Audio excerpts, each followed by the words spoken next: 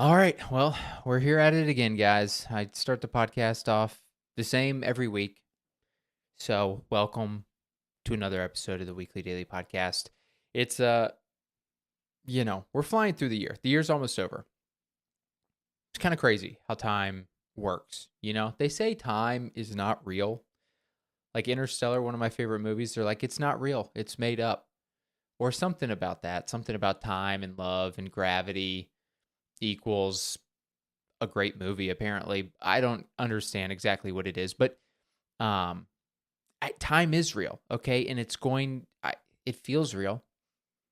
I don't Maybe it doesn't feel real. I was just going to say it feels like it goes way faster when you are an adult in a lot of ways. In some ways it goes slow. I don't know. It's when you're a kid you're like, "Man, all this school and all this stuff, it in some ways it goes quickly, but in other ways you're like, this is such a slow, awkward phase of my life." And then you get older and you're just like, wow, I, I don't know. What happened this year? What did I do? I did a lot of stuff. I don't know. Anyways, hot riff up top, per usual. Pretty good. Pretty good riff about time and love and gravity. That's not what I came here to say. It's almost the end of the year. We're getting close to Christmas. It's gonna be colder very soon. I cut my hair, guys. You probably can tell. Went for the old buzz cut. It's back, guys. I'm self haircuts all the way. Like I said, my last haircut I got was because somebody offered their services for free because they're trying to train on haircuts, and I said, "All right, I oblige." And they might have been willing to cut it again, honestly, but I didn't ask. I said, "I don't want it anymore. Get it off." I did a number 2 up top. I did a little fade attempt on the sides and the backs, the one back. And here we are. And I'll tell you what, self haircut fades. I need to get another mirror. I need to maybe try a little bit harder.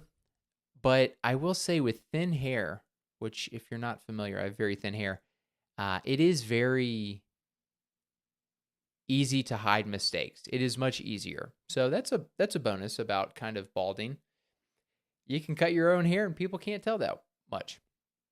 Also, I don't know if you guys can see, I'll give you a little head tilt there on the camera if you're watching the video. Uh I don't know if it used to be like this cuz my hair's always been kind of thin. Not balding thin, but it's like definitely getting thinner. But it was coming from a place of being thin already. And thin hair with light hair, it's like a combination where, you know, it just you can see your scalp when you cut it short. But it's never a good look when you buzz your hair and then your top of your head looks like you got hair transplants. That's what it looks like right now. Also, if you hear that noise in the background, that is the heater turning on, like an old ghost trying to get out of the walls of this apartment. Pretty weird, but feels good. Feels good. I'm looking in the mirror over here. What do you think? What do you guys think? I've never been a huge buzz cut fan. Doesn't look good. My head is tiny. It is what it is. But you get used to it. You go, this is my face. This is my hair. What can you do?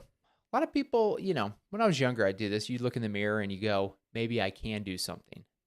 Maybe I can attack my zits so aggressively that it alters my face in a positive way.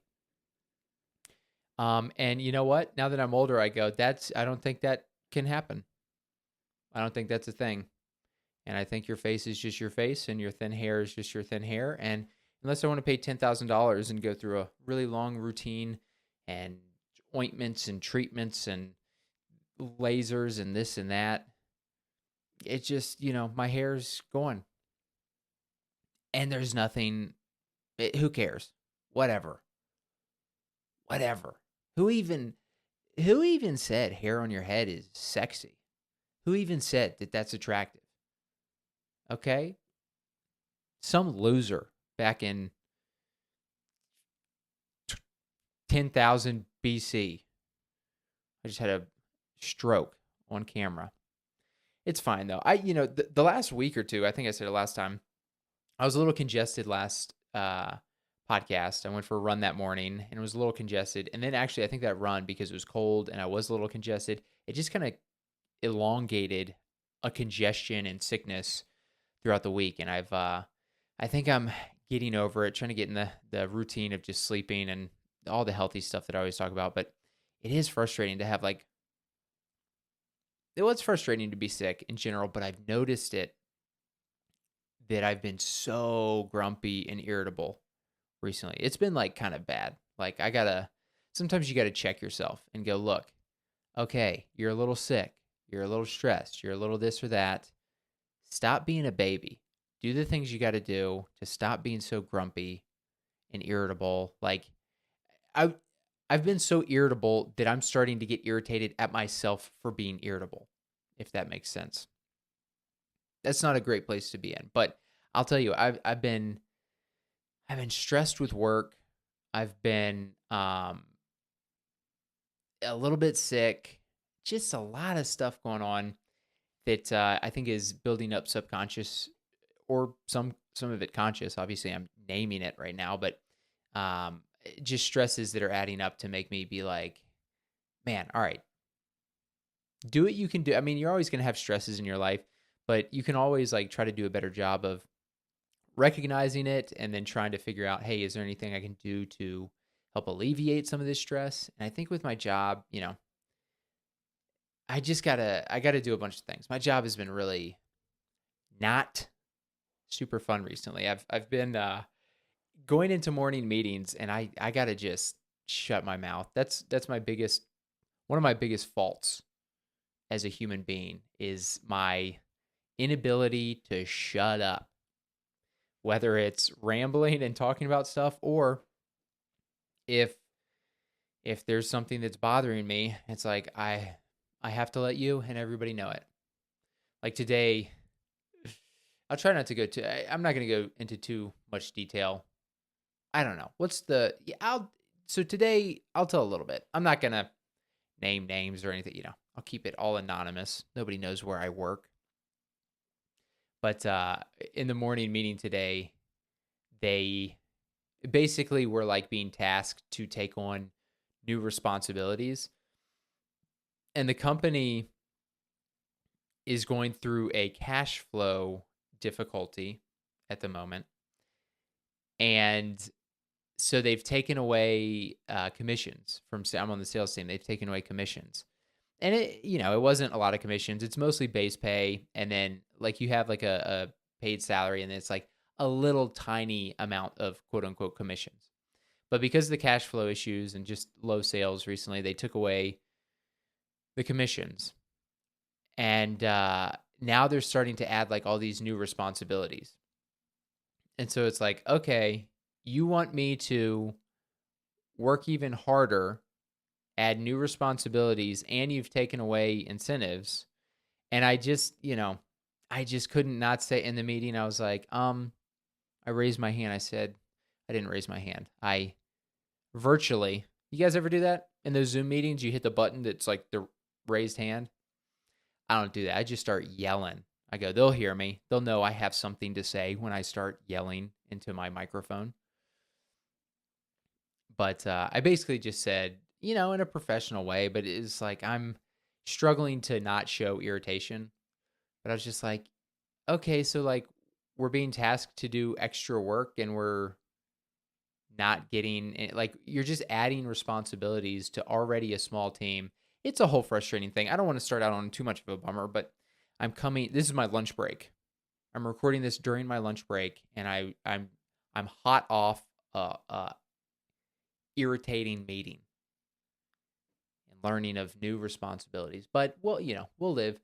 We'll survive. We'll persevere. No. Persevere. Persevere? Is that a word? We'll persevere.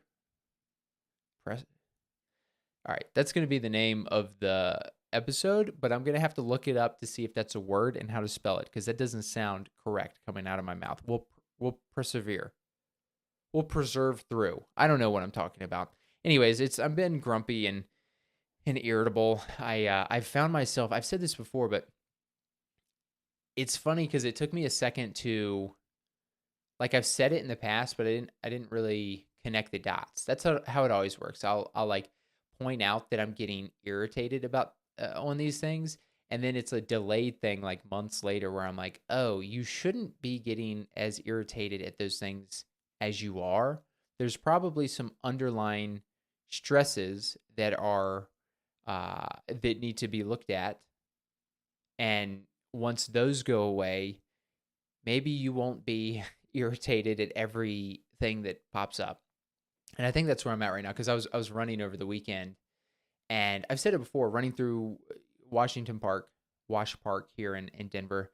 Very nice park. Love running there. Um, I was running through there, and they've got multiple paths, and it's just a busy spot. There's a lot of people there, but the path itself, like the outside path, is, I don't know. I'm estimating, but probably 10 to 15 feet wide, depending on exactly where you're at. So it's much wider than a sidewalk, um, but 10 to 15 feet, whatever that is. And so you could probably have, I don't know, six-ish people walking, roughly shoulder to shoulder, which takes up the entire path. And, people are walking, people are running, people are going different directions. Sometimes people are on their bike, which there's a different lane for the bikes. And if you're on your bike on the running path, which somebody was this last weekend, again, shouldn't really ruin my day. But I was like, dude, I'm like having to hold back from being like, hey, you can't do that. Just go full Karen, just Chad, whatever the guy version is. I won't do that. But it's like, I hate the fact that I'm thinking it. The fact that it bothers me at all bothers me because it's like, dude, I'm running. This is supposed to be me like in my best mood right now, kind of getting a runner's high and being in like a really just positive mood. And I'm still like irritated. But people, they keep taking up all of the lane. Like it'll be two people that'll just like spread out and take the whole path and block, or people with a dog and the leash. And it's like, dude, why am I getting so mad? But also be a better person, have better etiquette. But looking back now, I also talked about how irritated I was getting in the grocery store, and that actually makes sense because or it's all starting to add up. Not that it makes sense that I should be getting mad in the grocery store, but it adds up in the sense that I think just working from home. Look, don't get me wrong. I appreciate the flexibility. There's a lot of pros that come with working from home. A lot of people would love to be in my position, but also I would have loved to be in my position before I was in this position. And now when you're in the position, you realize, oh, it is a pretty isolating thing when you're by yourself all day. As humans, we're meant to be around people, community, this and that. When you don't have that aspect, and then on top of that, you're like really stressed with work in general. It, I think that's just made me really grumpy. So grocery store visit, just any little thing. I look back over the last year and I'm like, oh, that makes sense. I think I need to resolve some of these stresses and either alleviate those stresses via, um, better practices and routines, whatever that may be. Or, if a job is stressing you out that much, then look for a different opportunity. So it's one of those things that I'm kind of going through right now. But I will say this, I wasn't that irritated about this, but I have had a couple grocery store things recently that kind of probably would irritate anybody. I mean, I wasn't super, it was just kind of weird stuff.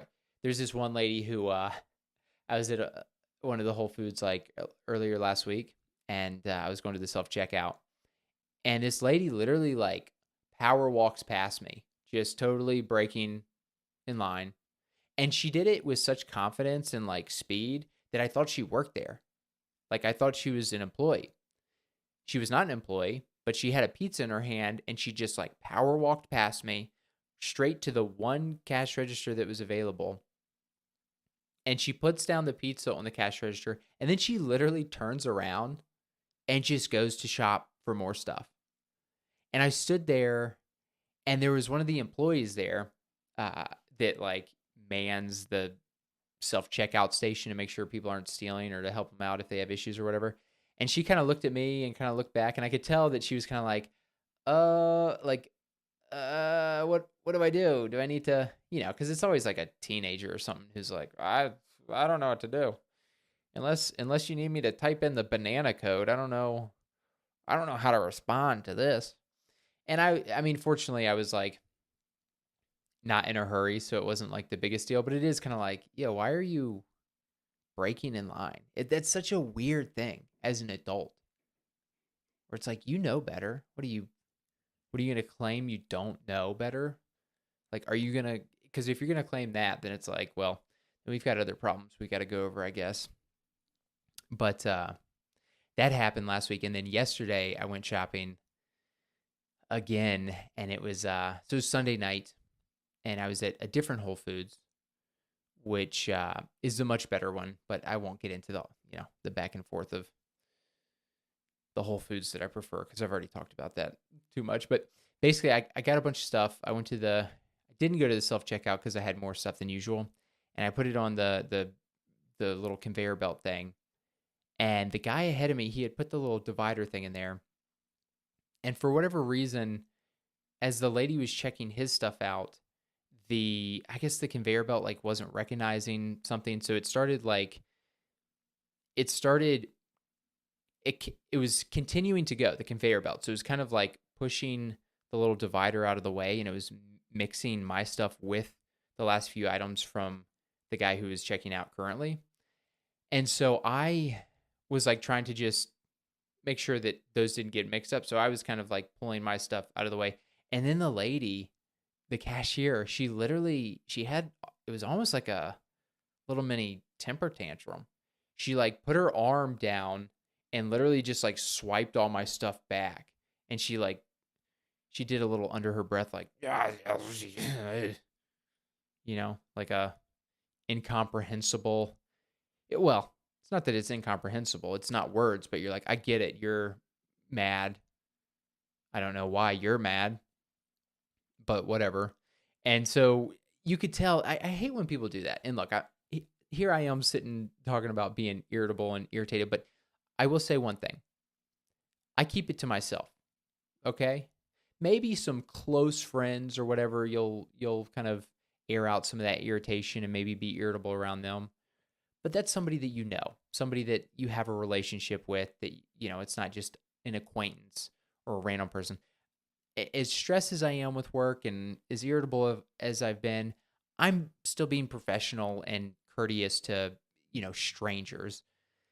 So it's weird when somebody, like this lady was just being like, oh, you're just a nasty person. You're just being like, and it's weird when people do that. Because I could understand, I wouldn't agree with, but I could understand if somebody was like, if I put her in a situation where maybe it wasn't even my fault, but let's say I got an item and she couldn't scan it, and like the scanning code or whatever was torn or ripped or just wasn't scanning. So she was going through the process and trying to figure it out, and it didn't work. And then she had to like call somebody and help. Like, if there was a bunch of things that were happening that were kind of like adding stress, I could see somebody like getting irritated, even though it's like, hey, that's not my fault. It's like, well, I get it. I just watched you go through the process of a couple things, and maybe you're a little irritated. But she just kind of like really flung my stuff out of the way when I was trying to assist on the conveyor belt. And I was like, okay, that's very weird. That was rude. Why? What are you doing? And then when I checked out, I was like, I pulled up, because with Whole Foods, Amazon has like a little code, just like any grocery store code or whatever to scan. And I pulled that up and I was like, hey, where can I, because with the self-checkout, you just scan it on the self-checkout thing. but a lot of times if you go through cash like a cashier, they have to scan it with their little scanner. And I pulled it up and I was like, "Hey, can I scan?" And she's like, "I'll just give you a courtesy." Like she didn't want to deal with anything, so she's just like, "Get that on my face." And look, at the end of the day, as I say this out loud, it's really not a big deal. She was probably just having a bad day, but also it's like, yo, don't look, have a bad day on your time. That's what I do. That's what you should do. That's what everybody should do. You have a bad time, okay? You put a fake smile on. Yeah, okay. You can still see that a person's having a bad day, but at least try a little bit. Okay, this is Whole Foods. This isn't Food Lion, all right? If it was Food Lion, I get it. All right, that not a great grocery store, okay? But Whole Foods, if I'm gonna pay premium for food, you better smile at me when I'm checking out. You know what I'm saying? I don't want to see no sass. That's for sass is for Walmart and Kmart. Is Kmart still around? Who knows? Um, but anyways, it's been a good week. I've talked about it the last week or two. I talk about it every pod probably, but just talking about trying to work on some new jokes. I've got some momentum with some stuff. Still gotta, keep at it and work through it. But I am working through some new jokes. I've talked about it last week with working on this ant bit, which we'll see how it turns out. It's one that I've written a lot about, and I do think there's some potential in there. It basically is this really long. It's about having ants in my apartment. If you haven't listened to the past pods, I had a bunch of ants. I had an ant issue, so just dealing with that in general and kind of the process of that. And so I've written a bunch of stuff. I mean, it's probably like 7 to 10 minutes of quote unquote jokes that I've written.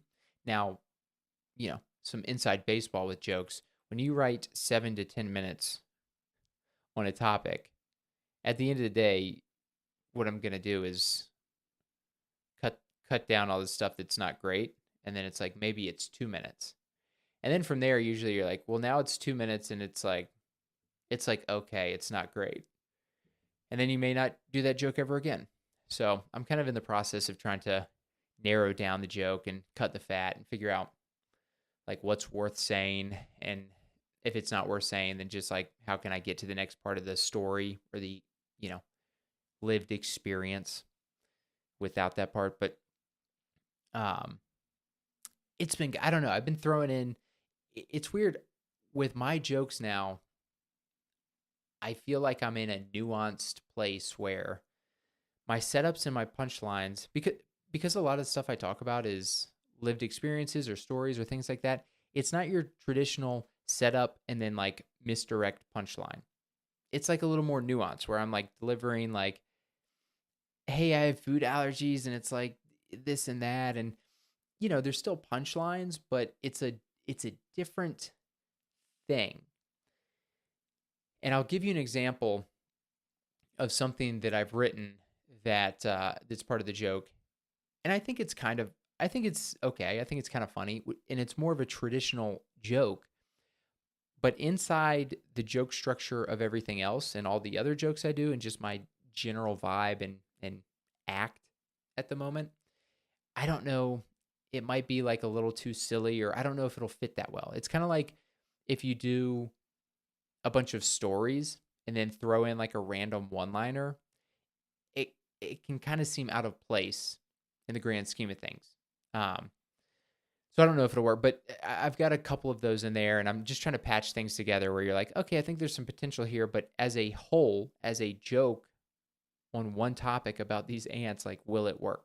So that's what I have to go through. But basically, the joke that I thought was kind of funny, or it's more of a traditional setup, is basically talking about the queen ant, and kind of before I get into the joke itself, I'm talking about how I talked to pest control, and the guy sprayed down the floors with stuff, and he goes, "Hey, the ants will take it back to the queen. The queen will die, and you won't have any more ants." And basically, the ants continued to come for much longer than the guy said, and so I was like, "Is his spray even working?" So I was Googling a bunch of stuff to try to figure out like how how do I know? Basically, I Googled like how do I know when the queen has died? Because I wanted these ants gone, and I don't know why they were still coming in. So I Googled how do I know the queen is dead? And the joke is saying I've repeated it way too many times, but the joke is saying I Googled how do I know when the queen is dead, and Google said Prince Harry will tweet about it. And that's just a dumb misdirect. I think it could be silly or funny if I say, I didn't really say it in like a super silly way, but uh, obviously the continuation of the joke is saying like, okay, well that was wrong queen. So I reiterated, how do I know when the queen ant has died? And then I should probably have some sort of second punchline for that. How do I know when the queen ant has died? And then some sort of kind of misdirect for that as well. But I don't know if it'll work within the whole joke itself. But that's what I'm working on right now. Also working on uh, some jokes about my time in Nicaragua, and I've revisited that quite a bit.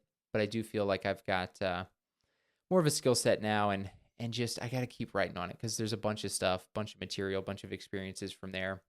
Um, and it's just a bunch of stuff. I was writing most recently about dating in Nicaragua and kind of making the joke how it's like it's easy to date when you're dating somebody in a different language because uh, you just don't even have enough vocabulary to even get in a fight. You're like, you're really irritating me, but I don't know what the word is to tell you how I feel about that. So do you want to go dance salsa? You want to go do dance some salsa? That doesn't even make sense. Do you want to go dance salsa? Do you want to go dance bachata? Do you want to go bachata-ing? I don't. All right. I'm just getting into the inside baseball of how to speak English, and I'm not doing a good job about it. But anyways, I'll get into some of the shows that I did over the last week. Did a new material night. Did a couple shows over the weekend. Felt pretty good about it. I go. I think I went to an open mic on. Did I go Monday? I think I went Tuesday to a taco place, Locales, which is a pretty good time. I did some new material there and felt pretty good about it. Honestly, there's so many levels to feeling good and feeling productive. Level one is, do the work beforehand. Did I write out some sort of quote unquote joke? Level two is memorizing it. So it's going to a mic and saying it, but feeling terrible because you don't really have it memorized that well. And so you can't present it how you want to present it. Then kind of the next level is, hey, I'm going with this joke and now I'm presenting it in a natural way. I have it memorized. And then beyond that is, hey, I've done all those things, but like, does the audience like it? Am I getting a reaction? Is it funny? And then, in between that, you're editing and doing all these things and maybe adding some motions, act outs, different stuff. But I went and, the jokes aren't great, but I delivered them in a comfortable way, in a silly way, and, got some laughs. It felt productive, even if some of these jokes aren't incredible, but I am excited about them. I forgot, one other joke that I came up with over this last week. It's actually a joke that I used to have. It was just it was like one punchline, and I'm expanding on it. But it was about the Heimlich maneuver and kind of just joking around how that's an aggressive motion to save somebody's life. You're kind of breaking their body. But I remembered that joke because I walked to this mic. It was like a mile and a half from my place, so I walked there. And I forgot how important or how good it can be to walk to an open mic or to walk to a show or whatever, like just to think about things. Hey, what am I going to say? And then it brought up old jokes that I had. And then it just like really prepped me well to be able to run the jokes, think about other jokes. And I need to do that more often because as busy as my life has gotten and as busy as our lives can be, it can be important to just have time to go, hey, let me just go think about stuff. Let me just go like for a walk and just kind of clear your head by allowing your thoughts to just kind of wander. But that joke, I'm kind of excited about that joke. So we'll see how that one turns out. Trying to figure out. I used to connect that to a lifeguard joke I had because I had a CPR portion. Then I would piggyback that with the Heimlich. So we'll see. We'll see. I haven't done that lifeguard joke in a long time. But yeah, we'll have to see. So did a couple shows over the week. Did a new material night on Wednesday at a karaoke bar, and it was fun. It was interesting because it's a new material show, but it's pretty much just comics there, and so it's basically just an open mic that's booked, and you get some more time. And I was going to the end of it, and so everybody, it's everybody's kind of going up there, and there's just so few people. They're all kind of doing their sets, and 5 times during their sets, they're like, "Oh, this is hard. This is embarrassing. I'm bombing." Like, just kind of a rough room to get input from. So people are really commenting on it. But I had, we're all doing new stuff, and the more new the stuff is, the less paranoid I am about that to a certain extent. Like if I'm doing really good jokes and not getting a response, then it can be easy to be like, "Oh man, are these jokes as funny as I thought they were?" But if they're newer jokes and you're like, "Hey, I'm just like trying to say these in a comfortable way," then whether people are laughing or not, it's like, well, my goal tonight was to just try to memorize the lines and say them correctly. And that's what I was going to do. But it was funny. Right before I went up to the end of the show, this huge group of like 10 people uh, came in, and they came in to do karaoke. And they were out of town. It was somebody's birthday. It was like a big party. They were all drinking and, real talkative. And it changed the vibe quite a bit, but made it tough to, like, it was fun. I was like talking back and forth with them, and it was fun, but it also like changed. I was just going to like do the jokes and just try to be like, "Oh, I said them. I memorized the things that they came out of my mouth, how I wrote them." But then I just kind of bantered with the crowd for probably at least half my set. So it was fun, but I was like, "Oh man, I was hoping to just say the jokes." But we'll see. That's a room that's like half mile from my place. So it's anytime I can walk to a spot, it's always nice. But did that. That was fun. Thursday went to an open mic at Monkey Barrel and did, what did I do? I think I did the new jokes. I can't even remember. Stuff is blurring together. I used to remember so well. Like, yeah, I went here and I did this and I said this joke, and I'm like, ugh. I mean, I think I said the new jokes, and how did it go? I don't know. I could not tell you. I think it went fine. Monkey Barrel is interesting. They usually have a pretty big crowd there. Monkey Barrel is great. Honestly, it's one of the better open mics. There's a lot of bad open mics, but there's usually a decent amount of people there. I mean, a lot of them are comics, but they're sitting and watching, and there's a lot of non-comics. But a lot of times, there will be a lot of people there just sitting and watching, and like not, like they'll be sitting and watching. They're like invested in what you're saying, but they just do not want to laugh. And I mean, look, let's be real. Some of the times, because the things that are coming out of my mouth and other people's mouth are not funny. But also sometimes it's like, oh, this has potential. This should be getting some giggles at least. And you guys do not care. And I think that's what Thursday was. But I felt, again, I'm working through some new stuff. So just being able to say it out of a microphone is a W, and kind of the reason that I'm going to mics in the first place.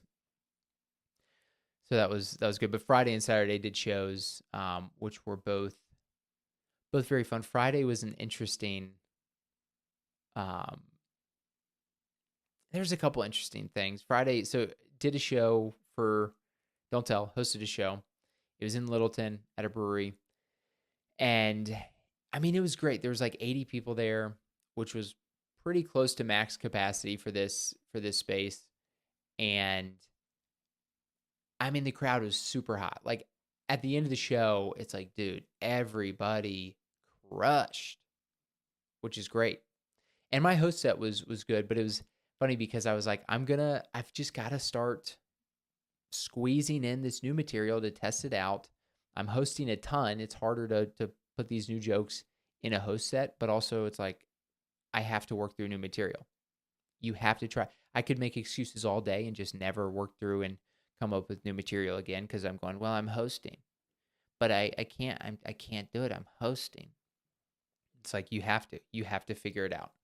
So I committed and said I'm gonna do these new jokes in the middle, and oh my goodness, did they bomb? It was kind of funny because like the crowd was hot and the jokes were going well, and then I was like, all right, let me ride that momentum into this new joke, and they were like, you know, just insert sound effect of like the DJ stopping the vinyl, just the scratching noise, because I was doing good jokes, they're getting laughs, and then I go into this new stuff, and I was like, oh no, and at the end of the day, there was a couple giggles. It wasn't like complete silence, but when close to 80 people are laughing at stuff, and then like 6 people are laughing at the new stuff, that's a bomb. That's not good. But again, I was like, you have to stay committed. Just don't show them weakness. Just get through it.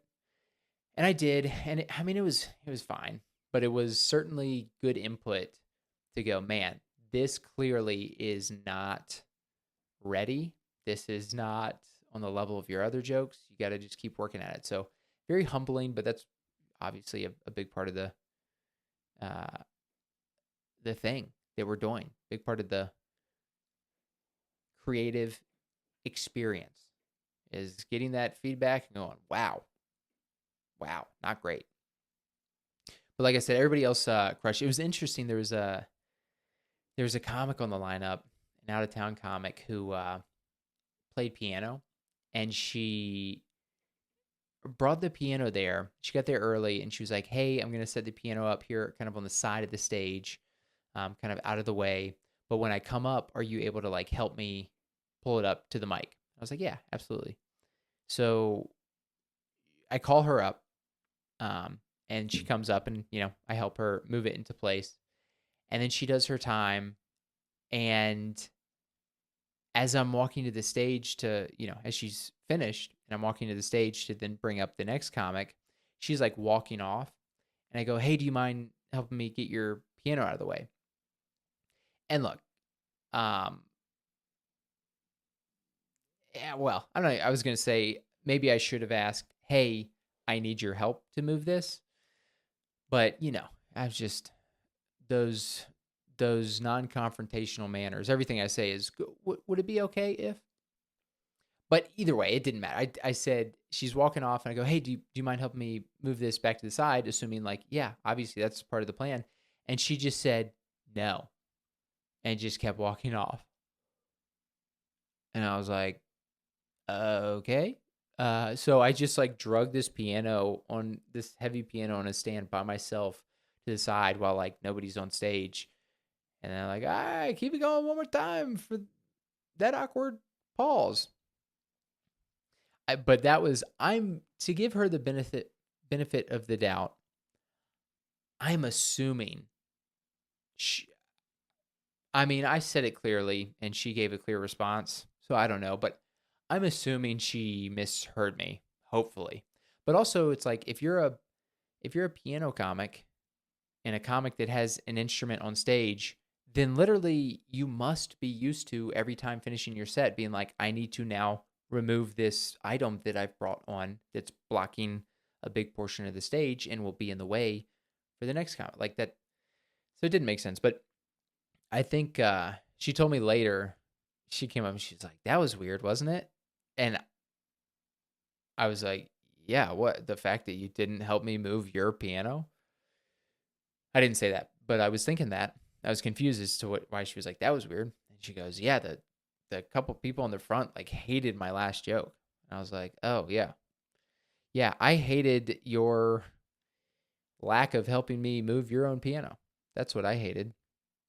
But I'm assuming, to give her the benefit of the doubt, I'm assuming that she like was rattled by the last joke not doing well, and then just kind of like was a little shaken up, and I don't know, just didn't understand what I was. I don't know, whatever it was, but I was like, yo, come on now, don't do that to me. But it was a great show. It was genuinely, it was great, super hot. The comics were very funny. It was a good time, and then That was Friday. Saturday. And by the way, I've been getting home late from these shows. I mean, I'm working, like on Friday, for example. I've said it before, but I'm so busy. So busy. It's been a lot to juggle. But this is, this is what I want to do. So I'm taking it on. Just got to be as uh, diligent as possible with my routine and make sure I'm doing the things I got to do to be able to juggle all these things at the same time. Keep being healthy, getting sleep, stuff like that. But like Friday, I work like 8 to 5, and then literally I'm like eating, and at like 5:45, 6, I'm loading up this equipment and driving it. Littleton was like 40 minutes away, setting up, checking people in, checking the tickets, doing the show, hosting the show, breaking down, chatted for a little bit with some of the comics, got home like 11:30, and then it's like, okay, I'm going to eat dinner. And then you eat and then you go, okay, I don't want to go straight to bed. So then it's like 1:30 a.m. and you're like, all right, well, I'm not going to get up at 7 and go for a run. So then it just like delays everything, and then it's easy to wake up and be like, well, let me just chill for a little bit. And then next thing you know, you're like, okay, it's 2 p.m. Let me accomplish one or two things.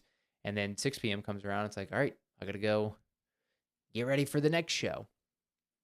But, that's okay. That's doing all of this to just get better at comedy and put in the time, effort, whatever people say to get better. I don't know. I tried to do a sound effect and it came out really half-hearted, and that's maybe why I don't do act outs and sound effects on stage, because I just went. How's that come through in the mic? Should I become an act out sound effect comic? Just one sound effect. Just do it over and over for 45 minutes.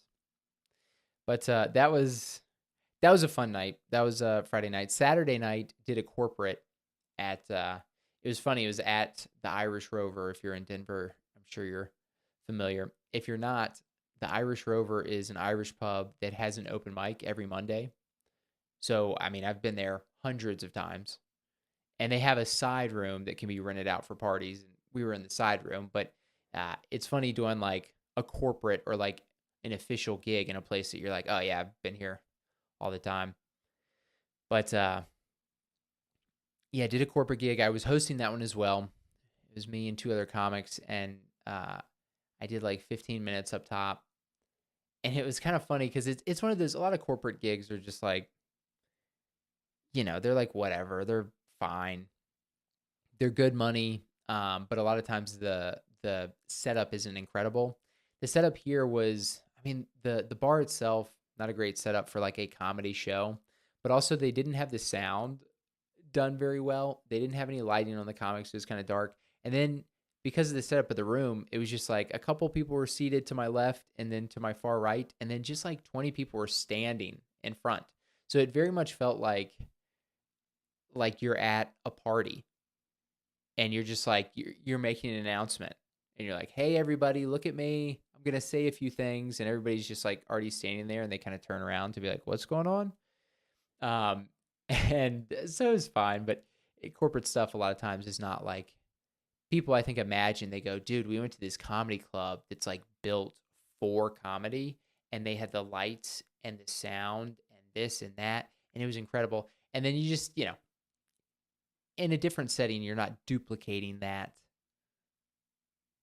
nearly as well as you would in just a better setup. But all that said, it was still fun, and it was funny because, like I said, I hosted, so the vice president of the company went up and said some words before bringing me up, and he's talking about like company progress and whatever, and it's just so funny seeing people who don't have experience talking in front of people into a microphone. It's fun. I used to be there as well. But you just see them, they're just so uncomfortable. And first off, he didn't have the mic close to his face, and they didn't have the sound system turned up much, so you couldn't even barely hear him. And and he's like nervous and he's talking. It's so funny. I looked at one of the other comics and I was like, he's bombing. He's bombing. He's burying me right now, and I'm gonna have to really work hard to get us out of this hole. I mean, joking, obviously. Honestly, having somebody do that and be like really uncomfortable at the mic, who's like the vice president of the company, it just kind of makes it very easy. You're like, okay, I'll go up there and not melt on stage, and these people will be like, whoa, that's a huge improvement. But went up there, and it was interesting because, like I said, the sound system was super low, so I'm like shouting. I'm like really trying to bring energy and shout, and my throat with the congestion and stuff was struggling a little bit. So I'm like shouting, but also like, oh, my throat. I feel like I have that acid reflux coming back. But it was fun. It was a good time. It was also weird. Yeah, so did the set, brought up the next comic, brought up the headlining comic. Everybody seemed to have a good time. And yeah, I mean, it went as well as I think you could expect for a corporate. So it was a good time. And it was funny because beforehand, the person who set it up was like, hey, half of our company is Russians. And they had also sent this to the headliner. They sent an email beforehand like, hey, half the company's Russians. You should say these jokes about Russians. And I was like, yeah, I'm not Mr. like, you can't say that, but also it's like, okay, that's kind of weird. Like, yeah, just pick fun of like the foreigners at our company. Be funny. Say some offensive things about the Russians. Which they didn't. I'm being a little hyperbolic, but it also is kind of like, okay, that's interesting.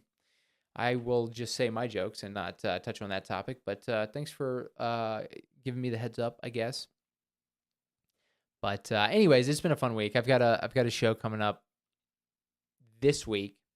It'll be this Saturday in Nebraska, going with a fellow comic here in Denver, out to a show at an art studio in Grand Island, Nebraska. Returning, went there 2 years ago. It was a very fun show. Looking forward to it again. Not sure if I'm going to be. It's either going to be a 2-man show or we'll find a host, and I won't have to host. But if it's a 2-man show, it's not even so much hosting. It's like I'll just start out the room, do 30 minutes or whatever, and then bring up the other comic. But looking forward to that.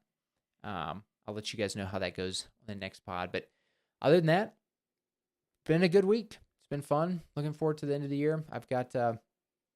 I just finished actually like 30 minutes ago that Children of Time book, the sci-fi book. Pretty interesting book. I gave it a 4 out of 5 on Goodreads. So yeah, starting a new book now. Again, give me recommendations, please, for the love of God and all that is holy. Give me some book recommendations. Would love to hear it. But with that said, I'll end the pod there. Thanks so much for listening. Appreciate you guys tuning in as always, and I'll see you guys again next week.